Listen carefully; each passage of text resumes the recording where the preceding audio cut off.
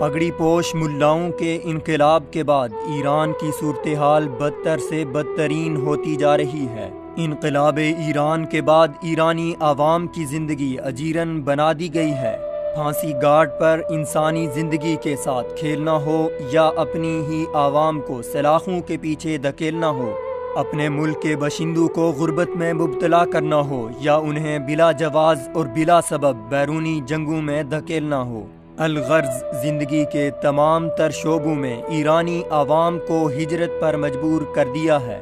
یہی وجہ ہے کہ زیادہ تر ایرانی باشندے ترکی اور قطر جیسے ممالک میں جائیدادیں خرید کر وہاں منتقل ہونے میں کوشاں ہیں، جبکہ لاکھوں افغان مہاجرین نے اب ایران کے بجائے جنگ زدہ افغانستان ہی میں رہنے کو ترجیح دی ہے۔ افغان مہاجرین کی تقریباً نصف سے زیادہ تعداد ایران کو خیر آباد کہہ کر پھر سے افغانستان کو اپنا مسکن بنا چکے ہیں، کیونکہ اس وقت ایران میں زندگی بسر کرنا اب مشکل تر ہو گیا ہے۔ ہر سال کے اختتام پر مختلف عالمی تنظیمیں، جس میں انسانی حقوق کی عالمی تنظیم ہیومن رائٹس واچ سر فہرست ہے، ہر ملک میں انسانی حقوق کے حوالے سے اپنی رپورٹ جاری کرتی ہے، جس میں انسانی جرائم کو اکٹھا کر کے اس جانب اقوام متحدہ کی نظریں مبذول کراتی ہے۔ حسب سابق اس سال بھی انسانی حقوق کی عالمی تنظیم ہیومن رائٹس واچ نے ایران میں انسانی حقوق کے حوالے سے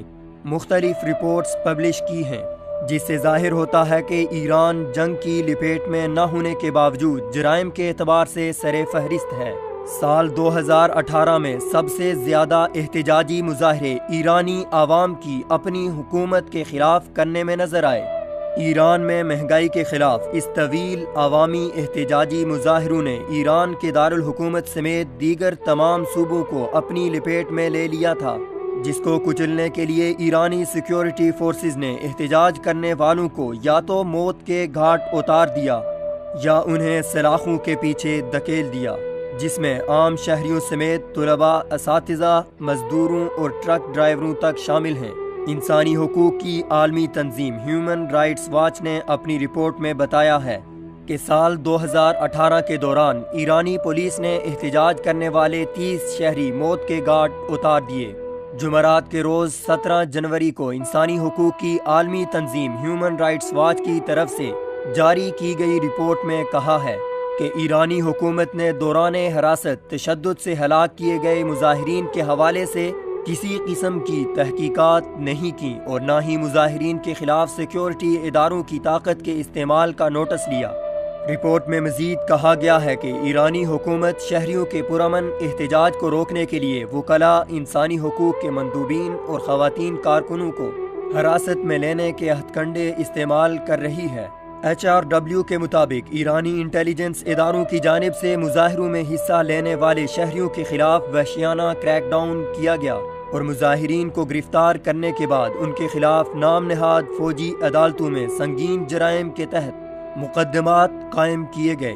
ملک میں جاری ابتر معاشی صورتحال اور اپنے معاشی حقوق کے حصول کے لیے احتجاج کرنے کو جرم قرار دیا گیا۔ انسانی حقوق کی عالمی تنظیم کی رپورٹ کے مطابق گزشتہ برس 24 جنوری کو ایرانی انٹیلیجنس اداروں نے ماحولیات کے لیے کام کرنے والے 8 کارکنوں کو حراست میں لیا اور ان کے خلاف عدالتوں میں جعلی بنیادوں پر مقدمات چلائے۔ ان میں سے 4 کو سزائے موت سنائی گئی۔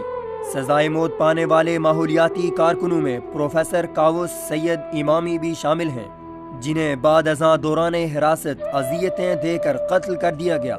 ایرانی جلادوں کو بچانے کے لیے کاووس امامی کی خودکشی کا دعویٰ کیا گیا۔ واضح رہے کہ ایران پھانسیوں کے حوالے سے بھی عالمی رینکنگ میں تیسرے نمبر پر ہے، جبکہ اس سال 2018 میں ایران احتجاجی مظاہروں کے حوالے سے پہلے نمبر پر آ گیا ہے۔ لیکن ان تمام تر صورتحال کے باوجود ایران نے اب تک اپنی پالیسی میں کوئی تبدیلی نہیں کی اور نہ ہی عوامی احتجاج کو اہمیت دیتے ہیں۔